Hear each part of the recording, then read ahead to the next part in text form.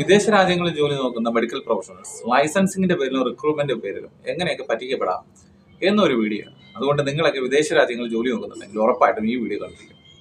എങ്ങനെയൊക്കെ ലൈസൻസിങ്ങിന്റെ പേരിൽ നമ്മൾ പറ്റിക്കപ്പെടാം. അതായത് ഇതിൽ ഏറ്റവും പ്രധാനമായിട്ടുള്ള കാര്യം ഡേറ്റ ഫ്ലോ പ്രോസസ്സാണ്. അതായത് നിങ്ങളുടെ ക്വാളിഫിക്കേഷൻ, എഡ്യൂക്കേഷണൽ ക്വാളിഫിക്കേഷനും അതോടൊപ്പം തന്നെ നിങ്ങളുടെ എക്സ്പീരിയൻസ് സർട്ടിഫിക്കറ്റും ജെന്യുവൻ ആണോ ഫേക്ക് ആണോ എന്നുള്ള ഒരു വെരിഫിക്കേഷൻ പ്രോസസ്സ്.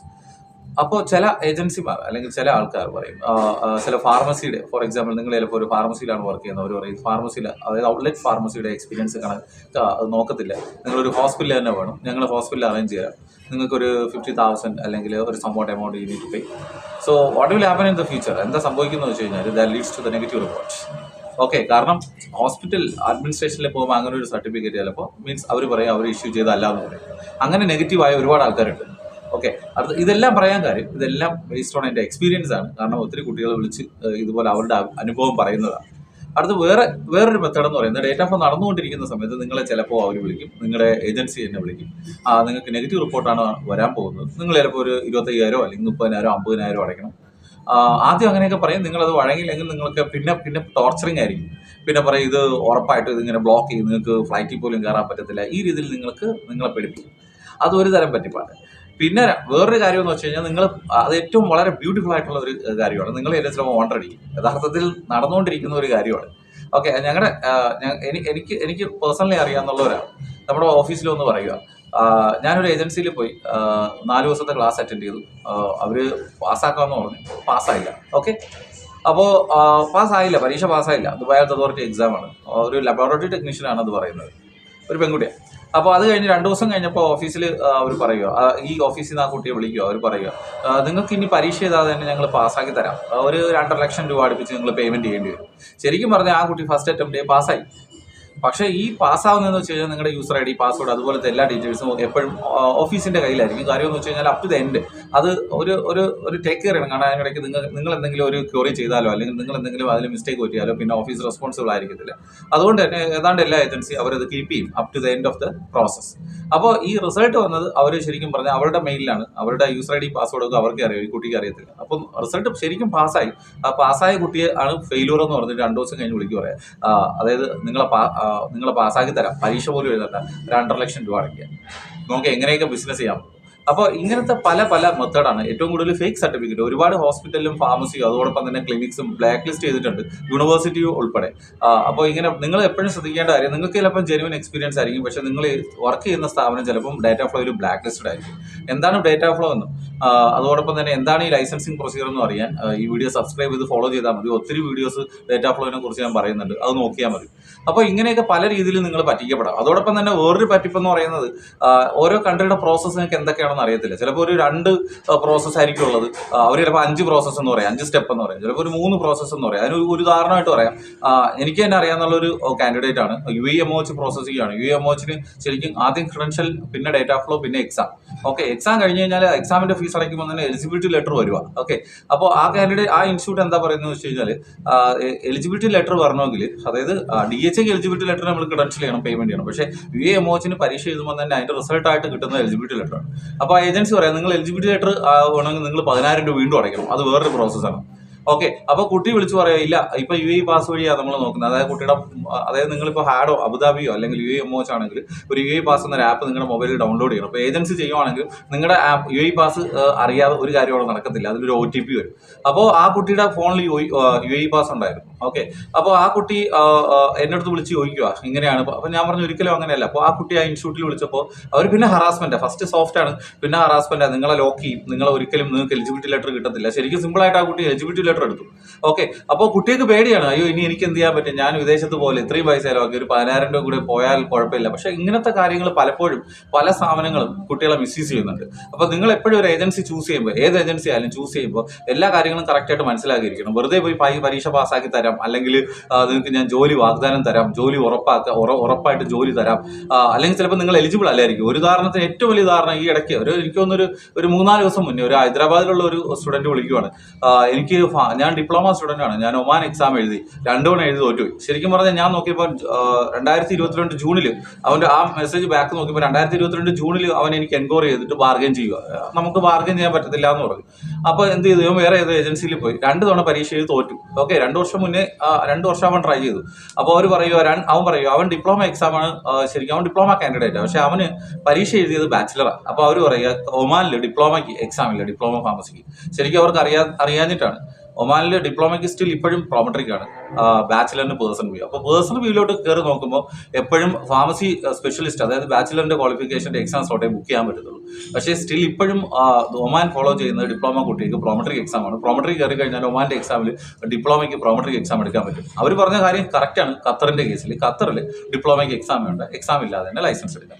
അപ്പോൾ അവൻ 2 തവണ എഴുതി ഫെയിലൂറായി. ഓക്കെ, നോക്കൂ, നിങ്ങളെ ഒരു 19,500 അല്ലെങ്കിൽ 20,000 നിങ്ങൾ എന്താ ചെയ്യുന്നത് വെച്ചാൽ നിങ്ങൾ 19,500 അല്ലെങ്കിൽ 20,000 നിങ്ങൾ പേയ്മെന്റ് ചെയ്തു ഫസ്റ്റ് അറ്റംപ്റ്റ് ഫെയിലൂറായി, നിങ്ങൾ സെക്കൻഡ് അറ്റംപ്റ്റ് ഫെയിലൂറായി.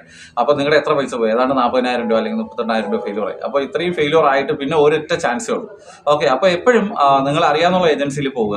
അപ്പോൾ ഏജൻസിയിൽ എന്ന് പറയുന്നത് കറക്റ്റ് ആണോ? ചില ഓൺലൈൻ കുറെ മെറ്റീരിയൽസ് ഒക്കെ ഇട്ട് കൊടുക്കും, ഇന്ന് പിടിച്ചോ, ഇത് ഇപ്പോൾ പാസ്സാവും, പക്ഷെ അതിലൊന്നും ചിലപ്പോൾ ഒന്നും വരണമെന്നില്ല. അപ്പോൾ അതിന്റെ പേരിൽ ചിലപ്പോൾ ഒരു 10,000 രൂപ, ഒരു 15,000 രൂപ വാങ്ങിക്കും. അപ്പോൾ നിങ്ങൾ എപ്പോഴും അഡ്വർടൈസ്മെന്റ് പുറകെ നിന്ന് പോകാതെ ആ ഇൻസ്റ്റിറ്റ്യൂട്ടിന്റെ ജെനുവിനിറ്റി കറക്റ്റ് ആയിട്ട് ചെക്ക് ചെയ്ത് അതിന്റെ റിവ്യൂസ് ഒക്കെ ചെക്ക് ചെയ്ത്, അതോടൊപ്പം തന്നെ നിങ്ങൾക്ക് വേണമെങ്കിൽ ആ ഓഫീസിൽ പോയി നേരിട്ട് ചെക്ക് ചെയ്ത് ആ ഓഫീസ് ജെനുവിനാണോ, അവർ സർവീസ് നല്ലതാണോ എന്ന് മനസ്സിലാക്കിയിട്ട് മാത്രമേ ഒരു ഓഫീസിൽ നിങ്ങൾ ചൂസ് ചെയ്യാവൂ. അതോടൊപ്പം തന്നെ അറ്റസ്റ്റേഷൻ ഒരു പ്രത്യേക വീഡിയോ ഉണ്ട്, ആ വീഡിയോ നിങ്ങൾ കറക്റ്റ് ആയിട്ട് കണ്ടിരിക്കണം. അതുപോലെ തന്നെ പ്രോസസ്സിന്റെ കാര്യത്തിലും ഡേറ്റാ ഫ്ലോയിലൊക്കെ ചിലപ്പോൾ ഏതൊക്കെ ഡോക്യുമെന്റ് വെച്ച് ഡേറ്റാ ഫ്ലോ ചെയ്യണമെന്നും ഒരു കാര്യം പറയുന്നുണ്ട്. കാരണം UAE കൺട്രിയിൽ നമ്മുടെ എന്താ പറയുക, നമ്മുടെ ഗുഡ് സ്റ്റാൻഡിംഗ് മാൻഡേറ്ററി ആണ്. അതുപോലെ നഴ്സസിനൊക്കെ BLS മാൻഡേറ്ററി ആണ്. അപ്പോൾ ഇങ്ങനെയുള്ള ഡോക്യുമെന്റ് എല്ലാം റെഡി ആക്കിയിട്ട് പ്രോസസ് ചെയ്യാവും, അല്ലെങ്കിൽ പ്രോസസ്സിൽ എന്ത് ആയിക്കൊണ്ടിരിക്കും, ഡോക്യുമെന്റ് എല്ലാം പ്രോസസ് ചെയ്യാവും, അല്ലെങ്കിൽ പ്രോസസ്സിൽ എന്ത് ആയിക്കൊണ്ടിരിക്കും, ഡോക്യുമെന്റ് എല്ലാം കറക്റ്റ് ആയിട്ട് കൊടുത്തിട്ട് മാത്രമേ നമ്മൾ പേയ്മെന്റ് ചെയ്യാവൂ. ആദ്യമേ പേയ്മെന്റ് ചെയ്ത് ഡോക്യുമെന്റ്സ് ഇല്ലെങ്കിൽ പ്രോസസ്സ് ഡിലേ ആവും, നിങ്ങൾക്ക് കിട്ടുന്ന ഇൻസഫിഷ്യന്റ് വെരിഫിക്കേഷൻ ആയിരിക്കും, റിപ്പോർട്ട് വെച്ചിട്ട് ഒരു ഉപയോഗം ഉണ്ടാകത്തില്ല. അപ്പോൾ ഇതൊക്കെയാണ് നമ്മുടെ ലൈസൻസിങ്ങിന്റെ പേരിൽ നമ്മൾ പറ്റിക്കപ്പെടുന്ന പല മേഖലകൾ. ഒത്തിരി ഫ്രോഡുലന്റ് ഏജൻസീസ് നമ്മുടെ ചുറ്റുവട്ടത്ത് തന്നെയുണ്ട്. വളരെ കെയർഫുൾ ആയിരിക്കുക. ഇനി നിങ്ങൾ അറിയേണ്ടത് റിക്രൂട്ട്മെന്റ് ഏജൻസികളെ കുറിച്ചാണ്. എങ്ങനെയാണ് നമ്മൾ റിക്രൂട്ട്മെന്റ് ഏജൻസി പറ്റിക്കപ്പെടുന്നത്? അത് ഏറ്റവും എനിക്ക് തോന്നുന്നു 3 ദിവസം മുന്നേ ഒരു സൗദിയിൽ നിന്നൊരു കോൾ വന്നു. അവനും ഒരു മെഡിക്കൽ ലബോറട്ടറി ടെക്നീഷ്യനാണ്, ബാംഗ്ലൂരുകാരനാണ്. അവന് ഒരു ഏജൻസി വഴി സൗദിയിൽ പോയതാണ്. ഈ സൗദിയിലൊരു കാര്യം എന്ന് വെച്ച് കഴിഞ്ഞാൽ without exam they can do the work up to 6 months. 6 months നിങ്ങൾക്ക് ജോലി ചെയ്യാതെ തന്നെ നിങ്ങൾക്ക് ലൈസൻസ് ഇല്ലാതെ തന്നെ നിങ്ങൾക്ക് വർക്ക് ചെയ്യാൻ പറ്റും. Okay, 6 months. പക്ഷേ ഈ 6 monthsനുള്ളിൽ നിങ്ങൾ ലൈസൻസ് എടുക്കണം. അപ്പോൾ അതുവരെയുള്ള ഒരു ടൈം അവർ തരുന്നുണ്ട്. അപ്പോൾ അവനോട് അതൊന്നും പറയാതെ 2.5 ലക്ഷം രൂപ ഏജൻസി വാങ്ങിച്ചു. അവനെ കൊണ്ട് എന്നെ പ്രോസസ്സിംഗ് എല്ലാം ചെയ്യിച്ചു. പക്ഷെ അവൻ എക്സാം എഴുതിയില്ല. അപ്പോൾ അവിടെ ചെന്നിട്ട് അവൻ്റെ അടുത്ത് പറഞ്ഞു എക്സാം ഒന്നും വേണ്ടാന്ന്. ശരിക്കും എക്സാം വേണ്ട, അവൻ ജോലി സ്റ്റാർട്ട് ചെയ്തു. പക്ഷെ അവിടെ ചെന്ന് ഒരു 6 months ഒക്കെ ആയപ്പോൾ അവനോട് പറയുന്നത്, 6 months അല്ല, ഒരു 2 weeks ഒക്കെ ആയപ്പോൾ ഹോസ്പിറ്റലിൽ പറഞ്ഞു നിങ്ങൾ പരീക്ഷ ചെയ്തില്ലെങ്കിൽ തിരിച്ചു പോകേണ്ടി വരും. 3 തവണ ചാൻസ് ഉണ്ട്. അപ്പോഴാണ് അവൻ അറിയുന്നത് 3 അറ്റംപ്റ്റേ ഉള്ളൂ, ആ 3 അറ്റംപ്റ്റിനുള്ളിൽ അവന് പരീക്ഷ പാസ്സാവണം. അതുവരെ അവൻ അറിയത്തില്ല, ആ ഏജൻസി ഒന്നും പറഞ്ഞിട്ടില്ല.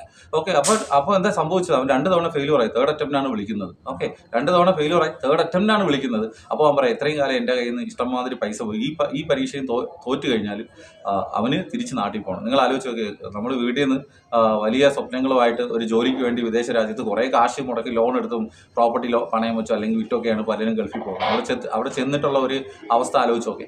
അപ്പോൾ അതുകൊണ്ട് തിരിച്ചു വരുന്ന ഒരു അവസ്ഥ നിങ്ങൾ ആലോചിച്ച് നോക്കി. അതൊരു കാര്യം. അതോടൊപ്പം തന്നെ നിങ്ങൾ അതുകൊണ്ട് എപ്പോഴും ചെയ്യേണ്ട കാര്യം, നിങ്ങൾ നാട്ടിൽ നിന്ന് പോകുന്നതിന് മുന്നേ നമുക്കൊരു വിചാരമുണ്ട്, നമ്മൾ അവിടെ ചെന്ന് കഴിഞ്ഞാൽ അയ്യോ ഞാൻ ഇന്ന പോസ്റ്റാണ്, ഞാൻ അവിടെ ചെന്ന് കഴിഞ്ഞാൽ എനിക്ക് ഇപ്പോൾ അങ്ങ് ജോലി കിട്ടും, എനിക്ക് അവിടെ ചെന്ന് കഴിഞ്ഞാൽ ജോലി കിട്ടും. നിങ്ങൾ ചെല്ലുമ്പോൾ മനസ്സിലാവും. നിങ്ങളിപ്പോൾ ദുബായ് ഒരു വിസിറ്റ് എടുത്ത് പോയി കഴിഞ്ഞാൽ നിങ്ങളൊരു ഹോസ്പിറ്റലിൽ പോയി കഴിഞ്ഞാൽ അവർ ആദ്യം ചോദിക്കും എലിജിബിലിറ്റി ലെറ്റർ ഉണ്ടോ ഇല്ലേ എന്ന് ചോദിക്കും. അപ്പോൾ എപ്പോഴും നിങ്ങൾ ശ്രദ്ധിക്കേണ്ട കാര്യം, എല്ലാ ലൈസൻസിങ് പ്രൊസീജിയർ, അറ്റസ്റ്റേഷൻ ഉൾപ്പെടെയുള്ള ലൈസൻസിങ് പ്രൊസീജിയർ എല്ലാം കഴിഞ്ഞിട്ട് മാത്രമേ നിങ്ങളുടെ നാട്ടിൽ നിന്ന് ഫ്ലൈറ്റ് കയറാവൂ. ഓക്കെ, അല്ലെങ്കിൽ നിങ്ങൾ ഈവൻ അറ്റസ്റ്റേഷന് പോലും നിങ്ങൾ സർട്ടിഫിക്കറ്റ് നാട്ടിൽ അയച്ചു കൊടുക്കണം. അതുപോലെ ആദ്യം കേൾക്കുമ്പോൾ വലിയ സുഖമായിരിക്കും, നിങ്ങളുടെ കാശ് വെറുതെ നഷ്ടപ്പെടും. മനസ്സിലാവുന്നുണ്ടോ? എത്ര സ്ട്രഗിൾ ആണെങ്കിലും നിങ്ങൾ ലൈസൻസിങ് പ്രൊസീജിയർ എല്ലാം കഴിഞ്ഞിട്ട് മാത്രമേ നിങ്ങൾ നാട്ടിൽ നിന്ന് ഫ്ലൈറ്റ് എടുക്കാവൂ. അതോടൊപ്പം തന്നെ നിങ്ങളുടെ റിക്രൂട്ട്മെന്റ് ഏജൻസി, പല റിക്രൂട്ട്മെന്റ് ഏജൻസി ഉണ്ട്, ഒത്തിരി നല്ല റിക്രൂട്ട്മെന്റ് ഏജൻസി ഉണ്ട്. അവർക്കൂടെ ചീത്തപ്പേരുണ്ടാക്കുന്നതാണ് ചില ഫ്രോഡുലന്റ് ഏജൻസീസ്. നമ്മൾ മിനിസ്റ്റർ ഓഫ് എക്സ്റ്റേണൽ അഫയേഴ്സിന്റെ വെബ്സൈറ്റിൽ കയറി കഴിഞ്ഞാൽ www.emigrate.gov.in സെൻട്രൽ ഗവൺമെന്റ് വെബ്സൈറ്റ് ആണ്. അതിൽ കയറി കഴിഞ്ഞാൽ നമുക്ക് ബ്ലാക്ക് ലിസ്റ്റഡ് ഏജൻസിയുടെ ലിസ്റ്റൊക്കെ അറിയാൻ പറ്റും. അപ്പോൾ നിങ്ങൾക്ക് അറിയാൻ പറ്റും നിങ്ങളെ വിളിക്കുന്നത് ഒരു പറ്റിക്കുന്ന ഏജൻസിയാണോ. ചില ഏജൻസീസ് വിസയൊക്കെ തരും, അവസാനം എയർപോർട്ടിൽ ചെല്ലുമ്പോൾ അത് അവർ എങ്ങനെയാണെന്ന് വെച്ച് കഴിഞ്ഞാൽ ഒരുമിച്ചായിരിക്കും കൊണ്ടുപോകുന്നത്. എനിക്കറിയാവുന്ന ഒരു സ്റ്റുഡൻ്റ് ഉണ്ട്, ഹൈദരാബാദുകാരന്. അവന് ഓൾമോസ്റ്റ് UK കൊണ്ടുപോകാൻ വേണ്ടിയിട്ട് ഒരു 19 പേരെ ഒരുമിച്ച് ഗ്യാദർ ചെയ്തു, 10 ലക്ഷം രൂപ വെച്ച് വാങ്ങിച്ചു. എല്ലാവരും ഒരുമിച്ച് അവൻ എയർപോർട്ടിലോട്ട് വിടുന്നു, ഓഫീസ് കൂട്ടി അവൻ വീട്ടിൽ പോകുന്നു. എയർപോർട്ടിൽ എത്തിയപ്പോൾ അത് വ്യാജ വിസയാണ്. ഈ വ്യാജ വിസ ഈ പോലീസോ ആരും അവർക്കൊന്നും ഇതിൻ്റെ പറയുന്നത് കാരണം നടക്കാൻ സമയമില്ല. കാരണം ഇത് നിങ്ങളായിട്ട് വരുത്തി വയ്ക്കുന്ന പ്രശ്നങ്ങളാണ്. അപ്പോൾ അതുകൊണ്ട് ഈ ഫ്രോഡുലൻ്റ് ആയിട്ട് ആയിട്ടുള്ള ഏജൻസികൾ നിങ്ങൾ സൂക്ഷിക്കണം. നിങ്ങൾക്ക് വലിയ സ്വപ്നങ്ങളായിരിക്കും അവർ പറയുന്നത്, വലിയ വലിയ ഓഫേഴ്സ് ആയിരിക്കും പറയുന്നത്. അതോടൊപ്പം തന്നെ ഈ വ്യാജമായിട്ടുള്ള ഓഫർ ലെറ്റർ നിങ്ങൾ ഏതെങ്കിലും ഇന്റർവ്യൂ അറ്റൻഡ് ചെയ്താൽ പോലും നിങ്ങൾ ഈ ഓൺലൈനിൽ കാണുന്നതിൽ നിങ്ങൾ അഡ്വർടൈസ്മെന്റിൽ നിങ്ങൾ അപ്ലൈ ചെയ്ത് കഴിഞ്ഞാൽ ചിലപ്പോൾ നിങ്ങൾക്ക് ഫേക്ക് ആയിട്ടുള്ള കോളും അതോടൊപ്പം തന്നെ ഫേക്ക് ആയിട്ടുള്ള ഓഫർ ലെറ്റർ, ഇപ്പോൾ വലിയ വലിയ ചെയിൻ ഫാർമസീസ് ഉണ്ട്, ആസ്ട്രോ ഫാർമസി, ലൈഫ് ഫാർമസി പോലുള്ള ഫാർമസീസ് ഉണ്ട്. അതോടൊപ്പം തന്നെ വലിയ വലിയ ചെയിൻ ഹോസ്പിറ്റൽസ് ശൃംഖലയുണ്ട്. അപ്പോൾ അവരെയൊക്കെ പേരിൽ പല പല വ്യാജ എൻ്റെ ഒത്തിരി സ്റ്റുഡൻസ് ഉണ്ട്, അവർക്ക് ഒത്തിരി വ്യാജ ഓഫർ ലെറ്റർ ഒക്കെ വരുന്നുണ്ട്. അത് ഏറ്റവും രസകരമായിട്ടുള്ള കാര്യം, നിങ്ങളുടെ ഫോട്ടോയും നിങ്ങളുടെ ID കാർഡും വിത്ത് ബാർകോഡ് അതുവരെ അവർ അയച്ചു തരും. എന്നിട്ട് ഒരു 2.5 ലക്ഷം രൂപ തരിക, ഇല്ലെങ്കിൽ നിങ്ങളെ ബാൻ ചെയ്യും. അല്ല, നിങ്ങളെ സെലക്ഷൻ നടക്കത്തില്ല. 2 ദിവസത്തിനുള്ളിൽ നിങ്ങൾ പേയ്മെന്റ് ചെയ്തില്ലെങ്കിൽ ഞങ്ങൾ വേറെ ആൾക്കാരെ എടുക്കേണ്ടി വരും, നമ്മൾ വളരെ അർജന്റ് പൊസിഷനാണ് എന്നൊക്കെ പറഞ്ഞിട്ട് വലിയ സാലറി ഒക്കെ ഓഫർ ചെയ്യും. അപ്പം നിങ്ങളെ ഫോഴ്സ് ചെയ്യും, നിങ്ങളെ ചിന്തിപ്പിക്കാൻ സമയം തരത്തില്ല, നിങ്ങളെ കൊണ്ട് പൈസ ഇടിപ്പിക്കും. അത് കഴിഞ്ഞ് നിങ്ങൾ വിളിച്ചു കഴിഞ്ഞാൽ അവരെടുക്കത്തില്ല. അപ്പോൾ അതോടൊപ്പം അതുകൊണ്ട് ഇങ്ങനെ വരുന്ന ഓൺലൈനായിട്ടുള്ള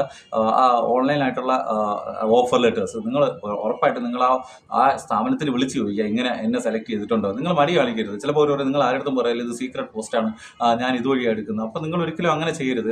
അങ്ങനെ ചെയ്ത് കഴിഞ്ഞാൽ നിങ്ങൾ ഉറപ്പായിട്ട് നിങ്ങൾ ആ സ്ഥാപനത്തിൽ വിളിച്ച് ചോദിക്കുക, ഇങ്ങനെ ഒരു പോസ്റ്റ് എനിക്ക് ഒരു ഓഫർ വന്നിട്ടുണ്ട്, ഇത് ജെനുവിനാണോ അല്ലയോ എന്ന് ഉറപ്പ് വരുത്തിയിട്ട് മാത്രമേ നിങ്ങൾ ആ വഴിക്ക് ചിന്തിക്കാവൂ. അല്ലെങ്കിൽ നിങ്ങളുടെ പൈസ നഷ്ടപ്പെടും. ഒരുപാട് ആൾക്കാർ, അതോടൊപ്പം തന്നെ നേഴ്സസ് ഒക്കെ, ഇപ്പോൾ സാധാരണ സ്റ്റാഫ് നേഴ്സ് എന്ന് പറഞ്ഞ് പോകും, ശരിക്കും പറഞ്ഞാൽ അവിടെ ചെന്നിട്ട് നിങ്ങൾക്ക് ഹോം നേഴ്സ് ആയിരിക്കും ജോലി. അങ്ങനെയുള്ള ഒത്തിരി ആൾക്കാരെ ഞാൻ കണ്ടിട്ടുണ്ട് പല റിക്രൂട്ട്മെന്റ് വെന്യൂവിൽ. അപ്പോൾ എപ്പോഴും ശ്രദ്ധിക്കേണ്ട കാര്യം, നിങ്ങളുടെ ലൈഫ് സ്പോയിൽ ചെയ്യരുത്. നിങ്ങൾ ഇന്ത്യയിലല്ല, അല്ലെങ്കിൽ നിങ്ങളുടെ ഹോം കൺട്രി, നമ്മുടെ ഹോം കൺട്രിയിലല്ല. ഓക്കെ, മലയാളത്തിലായിരുന്നു, നമ്മൾ എന്തായാലും ഇന്ത്യയിലാണല്ലോ. അപ്പോൾ നമ്മൾ ഇന്ത്യയിൽ എവിടെ പോയാലും നമുക്ക് ട്രെയിൻ കയറിയാണെങ്കിൽ നാട്ടിൽ വരാം. പക്ഷേ നിങ്ങൾ വിദേശ രാജ്യത്ത് പെട്ടുപോയി കഴിഞ്ഞാൽ നിങ്ങൾക്ക് ഭയങ്കര പാടാണ്. നിങ്ങളുടെ പാസ്പോർട്ട് എന്തെങ്കിലും മിസ് ചെയ്ത് കഴിഞ്ഞാൽ, അല്ലെങ്കിൽ പാസ്പോർട്ട് അവർ എംപ്ലോയർ വാങ്ങി വെച്ച് കഴിഞ്ഞാൽ നമുക്ക് തിരിച്ചു വരാൻ പറ്റത്തില്ല. അത് നിങ്ങൾക്ക് ഏറ്റവും കൂടുതൽ മനസ്സിലാവണമെങ്കിൽ നമ്മൾ ആരും ഒബേ ചെയ്യുന്നില്ല. ഒത്തിരി അഡ്വർടൈസ്മെന്റ് ഒക്കെ പറയുന്നുണ്ട് ഇതിൻ്റെയൊക്കെ ബേസിൽ. കാരണം നമ്മളൊരു എംബസിയിൽ പോകുമ്പോൾ അറിയാൻ പറ്റും, ഒത്തിരി ആൾക്കാരെ നമുക്ക് കാണാൻ പറ്റും. ഈ ഇടയ്ക്ക് ഞാൻ ഒരു പയ്യനെ കണ്ടായിരുന്നു. നമ്മൾ മെഡിക്കൽ പ്രൊഫഷണലല്ല, തമിഴ്നാട്ടിലെ ഒരു പയ്യനാണ്. 5 ലക്ഷം എന്തോ കടമുണ്ട്, കടം തീർക്കാൻ വേണ്ടി 1 ലക്ഷം രൂപ ഏജൻസിക്ക് കൊടുത്തു വന്നതാണ്. അവസാനം ഏജൻസി അവൻ്റെ പാസ്പോർട്ട് എടുത്തിട്ട് പോയി. അവസാനം അവൻ എംബസി പോയിട്ട് എംബസി എന്തോ അറേഞ്ച് ചെയ്തിട്ട് അവനെ നാട്ടിൽ വിട്ടു. അവൻ നാട്ടിൽ വിട്ടു, അവൻ അലഞ്ഞിരുന്ന് നടക്കുമായിരുന്നു. അങ്ങനെ അവൻ പറയുക ഒരുപാട് ആൾക്കാർ അങ്ങനെയുണ്ട്. അപ്പോൾ നിങ്ങൾ ഒരിക്കലും അങ്ങനെ ആകാതിരിക്കുക. നല്ല രീതിയിൽ നല്ലൊരു റിക്രൂട്ട്മെന്റ് പ്രൊസീജിയർ നിങ്ങൾ ഫോളോ ചെയ്യുക. നിങ്ങൾ എപ്പോഴും അവിടെ ഗൾഫിൽ ചെന്നിട്ട് തന്നെ നമ്മുടെ നോർക്ക റൂട്ട്സ് വഴിയുള്ള ഇൻഷുറൻസ് എടുക്കുക, നോർക്ക റൂട്ട്സിന്റെ ഇൻസ്ട്രക്ഷൻസ് ഒക്കെ ഒബേ ചെയ്യുക. അറ്റസ്റ്റേഷനും അതുപോലെ തന്നെ ലൈസൻസിങ് പ്രൊസീജിയർ നല്ല ഏജൻസി വഴി തന്നെ നിങ്ങൾ ഫോളോ ചെയ്യുക. എന്ത് സംശയം ഉണ്ടെങ്കിലും നോർക്ക റൂട്ട്സിലും അതോടൊപ്പം തന്നെ ഹെൽപ്പ് ലൈനിലൊക്കെ വിളിച്ച് നിങ്ങൾ കൺഫേം ചെയ്തിട്ട് മാത്രമേ നിങ്ങൾ നാട്ടിൽ നിന്ന് ഫ്ലൈറ്റ് കയറാവൂ. ഒരിക്കലും വിദേശ രാജ്യങ്ങളിൽ ജോലിയുടെ പേര് പോയി പറ്റിക്കപ്പെടരുത്. അതോടൊപ്പം തന്നെ ചിലർക്കൊരു ചിന്താഗതിയുണ്ട്, ഒരുപാട് പൈസ കൊടുക്കുമ്പോൾ അത് വലിയ സംഭവമായിട്ട് തോന്നുന്നു. ചിലർ 5 ലക്ഷം രൂപ, ഞങ്ങൾക്ക് തന്നെ അനുഭവമുള്ള കാര്യമാണ്. അപ്പോൾ ഇപ്പോൾ കോഴ്സ് ഫീസോ അല്ലെങ്കിൽ എന്തെങ്കിലും കാര്യം നമ്മൾ ചെറിയൊരു എമൗണ്ട് പറഞ്ഞു കഴിഞ്ഞാൽ അവർക്ക് ചിലപ്പോൾ ബാർഗെയിൻ ചെയ്യും. നേരെ മറിച്ച് ഒരു വലിയ എമൗണ്ട് പറയുകയാണ്, 5 ലക്ഷം രൂപ നിനക്ക് മറ്റന്നാൾ ജോലി തരാമെന്ന് പറഞ്ഞാൽ അവൻ പിറ്റേന്നുകൊണ്ട് തന്നിട്ട് പോകും. അപ്പോൾ അങ്ങനത്തെ കാഴ്ചപ്പാട് പല ആൾക്കാർക്കും ഉണ്ട്. ഞാൻ കേട്ടോണ്ടിരിക്കുന്ന ഒരു നേഴ്സിന്റെ അച്ഛൻ റിക്രൂട്ട്മെന്റ്, ഞാനൊരു റിക്രൂട്ട്മെന്റ് ഫേമിൽ വർക്ക് ചെയ്യുന്ന സമയത്ത് പുള്ളി പറയാം, ആ കോയിലാണെങ്കിൽ 22 ലക്ഷം രൂപ കൊടുത്താൽ എന്താ ജോലിയായില്ലേ എന്നാ. പക്ഷെ അങ്ങനത്തെ ഒരു ചിന്താഗതി, അന്നത്തെ ഒരു ട്രെൻഡ് 3 ലക്ഷം ഇപ്പോൾ ഒന്നും അങ്ങനെ വാങ്ങത്തില്ല. അവരുടെ എക്സ്പെൻസിനനുസരിച്ച് നിയമപരമായിട്ട് പല ഏജൻസീസും വാങ്ങാറുള്ളൂ. എങ്കിലും ആ പാരന്റ്സിന്റെ ചിന്താഗതി മാറണം. നമ്മൾ 1-2 തവണ എക്സാം എഴുതാൻ മടിച്ചിട്ടാണ് അങ്ങനെ ചെയ്യുന്നത്. എക്സാമിന്റെ ഫീസ് ഒന്ന് നോക്കി, കുറച്ച് പൈസയേ ഉള്ളൂ. നിങ്ങൾ 1, 2, 3, 5 തവണ എത്രയോ തവണ നിങ്ങൾ എക്സാം എഴുതി പാസ്സാവും. നിങ്ങൾക്ക് അത്രയും നോളജ് ഉണ്ടാവും. നിങ്ങൾക്ക് ഒരു സ്ട്രൈറ്റ് ആയിട്ട്, നിങ്ങൾക്ക് കോൺഫിഡന്റ് ആയിട്ട് ആ നോളജ് അപ്ലൈ ചെയ്ത് നിങ്ങൾക്ക് ജോലി ചെയ്യാൻ പറ്റും. അപ്പോൾ ഇത്രയൊക്കെ അല്ല ശരിക്കും പറഞ്ഞാൽ ഒത്തിരി കാര്യങ്ങളുണ്ട്. എല്ലാം കൂടെ എനിക്ക് ഒറ്റ വീഡിയോയിൽ പറഞ്ഞിരിക്കാൻ പറ്റാത്തതുകൊണ്ടാണ്. നിങ്ങൾക്ക് എന്തെങ്കിലും സംശയങ്ങളുണ്ടെങ്കിൽ നിങ്ങൾ ഈ ഫോണിലുണ്ട്. എല്ലാം കൂടെ എനിക്ക് ഒറ്റ വീഡിയോയിൽ പറഞ്ഞിരിക്കാൻ പറ്റാത്തതുകൊണ്ടാണ്. നിങ്ങൾക്ക് എന്തെങ്കിലും സംശയങ്ങളുണ്ടെങ്കിൽ നിങ്ങൾ ഈ ചാനൽ ഒന്ന് സബ്സ്ക്രൈബ് ചെയ്ത് ഫോളോ ചെയ്താൽ മതി. സബ്സ്ക്രൈബ് ചെയ്യാനോ ഫോളോ ചെയ്യാനോ വേണ്ടിയിട്ടല്ല, നിങ്ങൾ ഇല്ലേലും കുഴപ്പമില്ല. നിങ്ങൾ ഈ ചാനലിൽ തന്നെ ഒത്തിരി വീഡിയോസ് ഉണ്ട്. നിങ്ങൾക്ക് എന്ത് ഡൗട്ട്സ് വിദേശ രാജ്യങ്ങളിലുള്ള പ്രോസസ്സിങ്ങിനെ കുറിച്ചുള്ള, എസ്പെഷ്യലി കോൺസെൻട്രേറ്റ് ചെയ്യുന്നത് Gulf and middle east countries ആണ്. പിന്നെ ഓസ്ട്രേലിയ ന്യൂസിലൻഡും ടാർഗറ്റ് ചെയ്യുന്നുണ്ട്. അപ്പോൾ അതിൽ ഫാർമസിസ്റ്റ് ആണ് കൂടുതലും. അപ്പോൾ ഡോക്ടേഴ്സൊക്കെ ആണെങ്കിൽ ഏറ്റവും കൂടുതൽ ശ്രദ്ധിക്കേണ്ടത്. അതോടൊപ്പം തന്നെ ഒരു കാര്യം ഞാൻ പറയാൻ വിട്ടുപോയി, ഡോക്ടേഴ്സ് എപ്പോഴും ശ്രദ്ധിക്കേണ്ട കാര്യം, ഡോക്ടേഴ്സിന് ഏറ്റവും കൂടുതൽ പെട്ടുപോകുന്നത്, എനിക്ക് ഒത്തിരി അനുഭവമുള്ള ഒത്തിരി ഡോക്ടേഴ്സ് അവർ പറയാറുണ്ട്. കാരണം ഈ അഡ്വർടൈസ്മെന്റ് കണ്ടിട്ട് അവർ പേയ്മെന്റ് ചെയ്യാറുണ്ട്. ഈ ഫേസ്ബുക്കിലേക്ക് നിങ്ങൾക്ക് അഡ്വർടൈസ്മെന്റ് വരും, 2.5 ലക്ഷം രൂപ 3 ലക്ഷം രൂപ പേയ്മെന്റ് ചെയ്ത് കഴിഞ്ഞാൽ ഫസ്റ്റ് അറ്റംപ്റ്റ് പാസ്സാക്കി തരും. ഞാൻ അത് പറയാൻ കാര്യം, എന്തുകൊണ്ടാണ് ഡോക്ടേഴ്സ് അത് പറയാൻ കാര്യം, കാരണം ഡോക്ടേഴ്സിന് ഒരിക്കലും ടൈം ഇല്ല പഠിക്കാനായിട്ട്. അപ്പോൾ അവർ പറയും ഞങ്ങൾ ഇച്ചിരി ക്വസ്റ്റ്യൻ തരാം, അത് മാത്രം നോക്കിയാൽ മതി, നിങ്ങൾ പാസ്സാവുമെന്ന് പറയും. അപ്പോൾ അവർ ഒബ്വിയസ്ലി ആ പൈസ കൊടുക്കും. പക്ഷേ അങ്ങനെ തോറ്റ ഒത്തിരി ആൾക്കാരുണ്ട്. തിരിച്ച് വിളിച്ചാൽ അവർ ഫോൺ എടുക്കത്തില്ല. ഇനി അവർ ഫോൺ എടുത്താൽ പോലും നിങ്ങൾക്ക് പൈസ കിട്ടത്തില്ല. അപ്പോൾ പോയത് തന്നെയാണ്, ഒരിക്കലും തിരിച്ചു കിട്ടത്തില്ല. അപ്പോൾ അങ്ങനെ ഒരു അറ്റംപ്റ്റിന് പോകരുത്. നിങ്ങൾ അത്യാവശ്യം ടൈം ലീവ് എടുത്ത് നിങ്ങൾ വർക്കൗട്ട് ചെയ്യണമെങ്കിൽ അത്യാവശ്യം ടൈം ലീവ് എടുത്ത് ഒന്ന് പഠിച്ച് മാത്രം നിങ്ങൾ പരീക്ഷ എഴുതുക. അപ്പോൾ അതോടൊപ്പം തന്നെ നിങ്ങൾ എക്സാമിന് പോകുമ്പോൾ നിങ്ങളുടെ പാസ്പോർട്ട്, ഒറിജിനൽ വാലിഡ് പാസ്പോർട്ട് കൊണ്ടുപോകുക. അത് കൊണ്ടുപോകാതെ ഒത്തിരി ആൾക്കാരുടെ എക്സാം റിജക്റ്റ് ആയിട്ടുണ്ട്. അവർ എക്സാമിന് കയറ്റത്തില്ല. കാരണം പാസ്പോർട്ടാണ് നിങ്ങളുടെ ഓതന്റിക്. നിങ്ങൾ നാട്ടിൽ ആധാർ കാർഡൊന്നും എടുത്തിട്ട് പോയിക്കളയരുത്. ആധാർ കാർഡ് നിങ്ങൾക്ക് വയ്ക്കാം, അത് ഒരു ഒറിജിനൽ വാലിഡ് പാസ്പോർട്ടോ അതോടൊപ്പം തന്നെ ഒരു ഫോട്ടോ ഫിക്സ് ചെയ്തിരിക്കുന്ന ഒരു ID കാർഡ് നിങ്ങൾ എക്സാമിന് വേണ്ടി പോവുക. എക്സാം സെൻറ്ററൊക്കെ നേരത്തെ വിളിച്ച് നോക്കുക, വിളിച്ച് ഉറപ്പുവരുത്തുക സെൻറ്ററിൻ്റെ ലൊക്കേഷൻ എല്ലാം. അതോടൊപ്പം തന്നെ നിങ്ങളുടെ പേര്, പോസ്റ്റ് എല്ലാം നിങ്ങൾ നിങ്ങൾക്ക് ഹാൾ ടിക്കറ്റ് കിട്ടുമ്പോൾ തന്നെ നിങ്ങൾ മേക്ക് ഷുവർ ചെയ്യുക. അതായത് ഇതാണ് എൻ്റെ പേര്, ഇതാണ് എൻ്റെ പോസ്റ്റ് എല്ലാം ഉറപ്പുവരുത്തുക. അതോടൊപ്പം തന്നെ നിങ്ങൾ എക്സാമിന് 1 മണിക്കൂർ മുന്നേ എക്സാം സെൻറ്ററിൽ പോയി. ഇങ്ങനെ ഒത്തിരി കാര്യങ്ങളുണ്ട്. ഇതെല്ലാം നിങ്ങൾ വിദേശ രാജ്യങ്ങളിലോട്ട് പ്രൊസീഡ് ചെയ്യുമ്പോൾ നമ്മൾ ഇത് എല്ലാ കാര്യങ്ങളും ശ്രദ്ധിക്കേണ്ട കാര്യം, നിങ്ങൾ അത്യാവശ്യം ഹാർഡ് വർക്ക് ചെയ്ത് വർക്കൗട്ട് ചെയ്തിട്ട് മാത്രമേ പരീക്ഷിക്കൂ. അതോടൊപ്പം തന്നെ ഏജൻസികൾ ചൂസ് ചെയ്യാവൂ. അല്ലെങ്കിൽ അതായത് അങ്ങനെ നിങ്ങൾ വർക്കൗട്ട് ചെയ്ത് കഴിഞ്ഞാൽ നിങ്ങൾക്ക് ബാക്കിയുള്ള ഫ്യൂച്ചർ ലൈഫ് നന്നായിട്ട് എൻജോയ് ചെയ്യാം. All the best. ഒരിക്കലും നിങ്ങൾ പറ്റിക്കപ്പെടരുതെന്നാണ് എൻ്റെ ആഗ്രഹം. ഓക്കെ, നിങ്ങൾക്ക് എന്തെങ്കിലും സംശയം ഉണ്ടെങ്കിൽ എന്നെ കണക്ട് ചെയ്യാം. All the best. Wish you all the very best.